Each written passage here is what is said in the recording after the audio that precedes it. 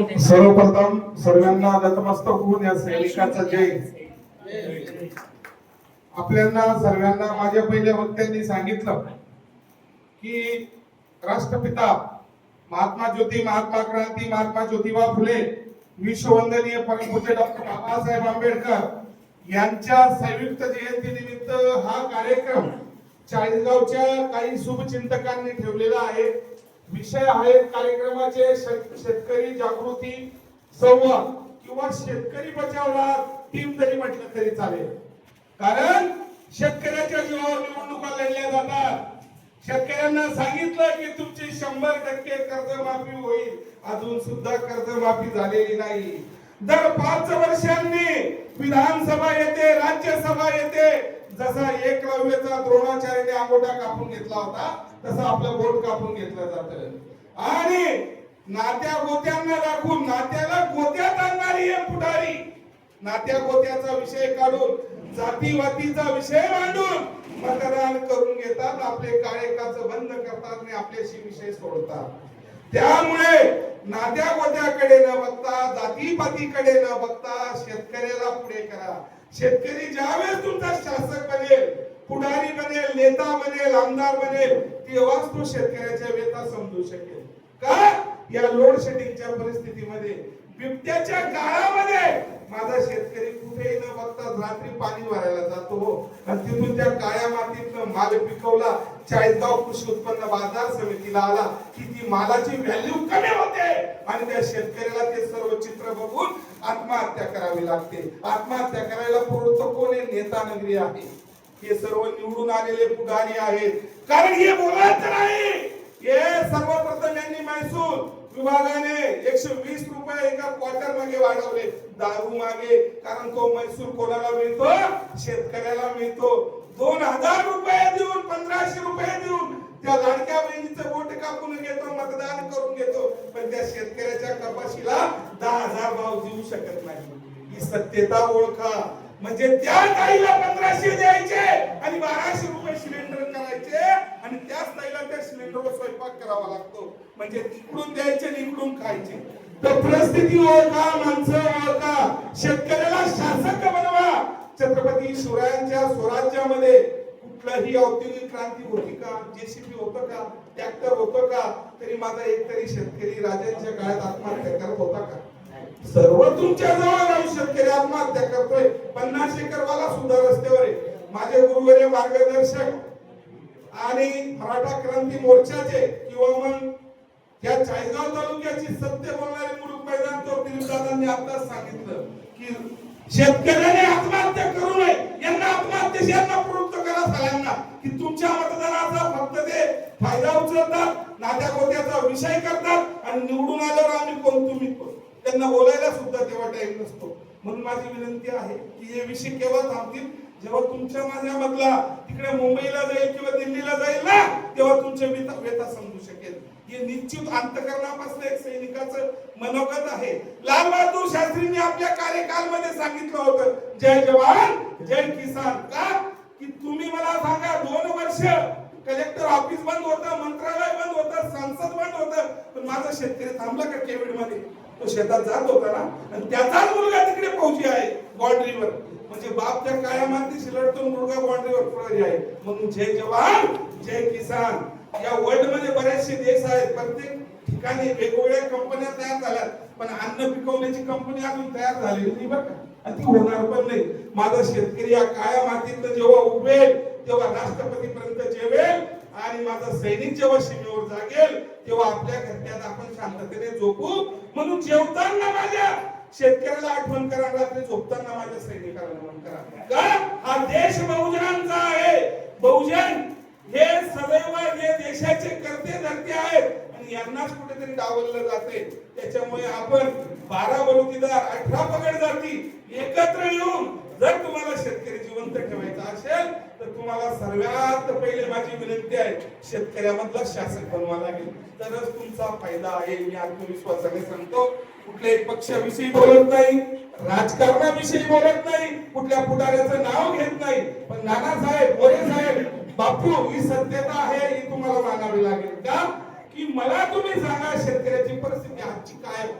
50 acre वाला विचार करतो आणि काल निवडून येणारा आमदार किंवा खासदार बायकोच्या बड्डेला किंवा त्याच्या बड्डेला 2 कोटीची गाडी आणतो, मग ती कुठून येते? मग ती गिरणा पात्रेतनं येते का संसद मधून येते का त्या विधानसभा मधून येते? हे तुम्ही विचार करा. मी सैनिक आहे, 18 वर्ष देश सेवा केली. आज सुद्धा मोटरसायकलचा टायर बदली करायचा असताना विचार करावा लागतो. पण ह्या लोकांना विचारणार कोणीच नाहीये का की काबरा कसा त्यांचं वाईट हो, कसं बिल्डिंग के गले में पेंटी बांधेंगे. तर हा पैसा तुमचा माझा आहे, याचा गैरवापर केला जातोय आणि धनदांडगे होतंय आणि तुमच्या माझ्या सारख्याला परिस्थिती यावी तिथेच डांबून ठेवलं जातंय. माणूस ओळखा, माणसाकडे बघा, शेतकऱ्याकडे बघा. मुकेशदादा नेतकर समाजभूषण आणि समाजरत्न जरी म्हटलं तरी चालेल. एक असं व्यक्तिमत्व की ते असे प्रोग्राम आयोजित करतात की ते प्रोग्रामाची हेडलाईन बघूनच रक्त गरम होतं आणि बोलावंसं वाटतं की खरोखर आहे. आणि कुठून तरी ते बुद्ध ज्ञान प्राप्त झालेले आहे किंवा बाबासाहेबांचा परिपूर्ण आशीर्वाद आहे, शिवाजी महाराजांचा आशीर्वाद आहे, शिवरायांचा आशीर्वाद आहे. म्हणून मुकेशदादा एवढे कणखर आणि डेंजरस आहे. मुकेशदादा नेतकर म्हटलं की छोटं नाव नाहीये आणि खरोखर त्यांच्या विचारांशी मी सदैव सहमत आहे. किंवा सुभाष राठोड साहेब एक सदैव शेतकऱ्यांच्या हितासाठी लढत असतात. या दोघं जीवांना काही राज्यसभा, विधानसभा, जिल्हा परिषद सुद्धा लढवायची नाहीये. पण ते जरी लढू शकत नाही, पण ते उद्या हे विचारक असतील कोणाला निवडायचं कोणाला पाडायचं, एवढी त्यांच्या ताकद जरूर आहे. त्यामुळे यथाशक्ती आपण सर्वांनी सपोर्ट करावा. वेळाभावी खूप काही बोलूशी वाटतं, खूप रक्त गरम होतं. 40गाव तालुक्याची परिस्थिती आज अशी आहे ना, म्हणजे ते बिहार मधल्या जंगल राज सारखी. बोलणार कोणीच नाहीये. कोणाला बोलशाल तुम्ही? बोलेगे तो कान काटेंगे. आबासाहेब गुरुडे गरीब माणूस आहे, उद्या आबासाहेबांना रस्त्यावर उडून दिलं जाईल, कोणीच विचारणार नाही. बोलला गेला विषय संपला. तर खूप खतरनाक परिस्थिती आहे. जागृती व्हा. ज्या वेळेस विधानसभा राज्यसभा येते ना, त्यावेळेस आपल्या डोक्यात हा शेतकरी आत्महत्या, भूमी कोण करते, आपल्याला कोण डावलते, हे 4-5 मुद्दे डोक्यात पाहिजे बस. आणि मग तिथेच आपलं पोट गेलं पाहिजे की आपण आज जर हे बीच पेरला तर हा उदय असा होईल आणि माझा शेतकरी राजा शासक बनेल आणि निश्चित रूपी सत्ता आमच्या हातात असेल. ही माझी तुम्हाला विनंती आहे कळकायची. त्यावेळेस पक्ष बघू नका, जात बघू नका, नातं कोणतं बघू नका. त्यावेळेस माणूस बघा की हा माणूस कोण आहे आणि कुठून कुठे आपल्यासाठी काम करणार आहे. ही माझी तुम्हाला कळकायची विनंती असेल. बऱ्याचशा गोष्टी आहेत बोलण्यासारख्या. छत्रपती शिवरायांनी स्वराज्यामध्ये जरी त्यावेळेस कर वसूल व्हायचा तरी माझा शेतकरी खुश होता हो. आणि आज तुम्हाला सांगा जवळपास 1.5 वर्ष झाले विधानसभा होऊन स्पष्ट बोलले महाराष्ट्राचे मुख्यमंत्री अजितदादा आज आपल्यात नसतील बिचारे, ते वैकुंठवासी आहेत. पण मी स्पष्ट बोलतो, यांनी फक्त आणि फक्त शेतकऱ्याच्या अजिंक्यावर निवडणुका लढल्या, निवडून आले आणि शेतकऱ्यांना विसरून गेले. तर यांच्यात खरोखर दम असेल आणि खरोखर विकास पुरुष असतील ना, 1 महिन्यात फक्त त्यांनी शेतकऱ्यांचं पूर्ण कर्जमाफी करावं. मी सांगतो मी त्या पक्षात उद्या जायला तयार आहे की खरोखर तुम्ही मायबाप आहे आणि आमच्या शेतकरी राजासाठी केलं. फक्त घोषणा करायच्या, निवडणुका करून घ्यायच्या, विषय बंद करून द्यायचे आणि माझ्या तुमच्यासारखा बोलायला लागला की त्याला कुठेतरी अशोकरांसारखं फसवून द्यायचं. तर असा विषय आहे. बोलायचं खूप आहे. आयोजकांना नतमस्तक होतो, वंदन करतो. आपण सर्व बहुजन क्रांती मोर्चाचे सदस्य आहोत. हे काम आपण केलं पाहिजे. आपण कुठेतरी काहीतरी या महाराष्ट्राचं लेणं लागतो. आज दिलीपदादांनी सांगितलं 18 वर्ष मिलिटरीत कमी नसतात. ते झाल्यानंतर 2दा नोकरी लागलो, दोघंच नोकऱ्या सोडून दिल्या आणि फक्त जनसेवेसाठी मुकेशदादांचा, भीमानानांचा, मोरे साहेबांचा किंवा दिलीपदादांच्या आखाड्याचा पैलवान आहे. तुमच्या वाडवडिलांचा आशीर्वाद आमच्या डोक्यावर आहे. माझे संघमित्र गोविंदांना व्हा, हे माझे सैनिक तळेगाव आदर्श शेतकरी आहेत, माझे सैनिक आहेत. ते देखील माझ्या सोबत असतात आणि सदैव हा आपला धम्म क्रांतीचा म्हणा किंवा बहुजन क्रांतीचा म्हणा हा रथ असाच चालू राहणार आहे. या तुमच्या सर्व वाडवडिलांकडे ही इच्छा अपेक्षा बाळगतो.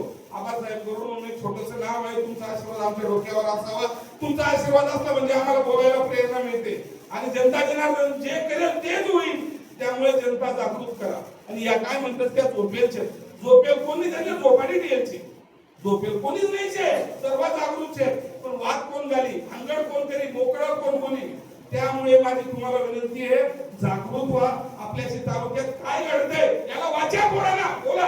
भाऊंनी सांगितलं, मी स्वतः बॅनर लावलं तहसीलदार साहेबांना सांगून. आज मला कळालं की आपला बी काहीतरी हक्क विचारण्याचा दिवस असतो बुवा, आपण केलं पाहिजे, विचारलं पाहिजे. आज बऱ्याचशा जणांना माहित नाही, मला माहित नव्हतं, मला कळालं, आपण त्यांना विचारू शकतो. त्यामुळे आपली जनता जागृत करा आणि शेतकऱ्याला पुढे न्या अशी विनंती करतो. थांबतो. जय भीम, जय शिवराय, जय सेवाला, जय संविधान, जय एकलव्य.